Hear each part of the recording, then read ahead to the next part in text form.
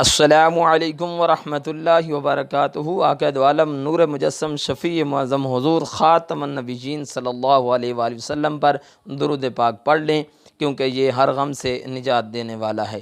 اللہم صلی علی محمد کما تحب و ترضی۔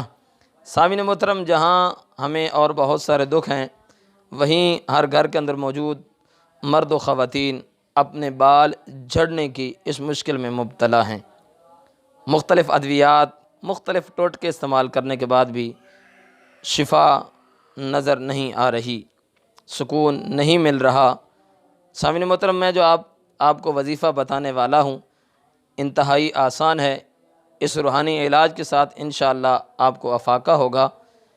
اس سے قبل کہ میں آپ کو وظیفہ بتاؤں، آپ سے گزارش ہے اگر چینل پر نئے آئے ہیں تو ضرور سبسکرائب کر لیں اور بیل آئیکن کے بٹن کو دبا دیں تاکہ ہر آنے والی نئی ویڈیو آپ تک پہنچتی رہے۔ کرنا کچھ اس طرح ہے کہ آپ نے ناریل کا تیل لے لینا ہے۔ اگر ناریل کا تیل آپ کو میسر نہ ہو تو گھروں کے اندر جو موجود سرسوں کا تیل ہوتا ہے آپ نے وہ لے کر ایک بوتل میں ڈال لینا ہے۔ پھر آپ نے وضو کر لینا ہے۔ وضو کرنے کے بعد آپ نے 30واں پارہ کھولنا ہے اور اس میں سورہ لیل شریف نکال لینی ہے۔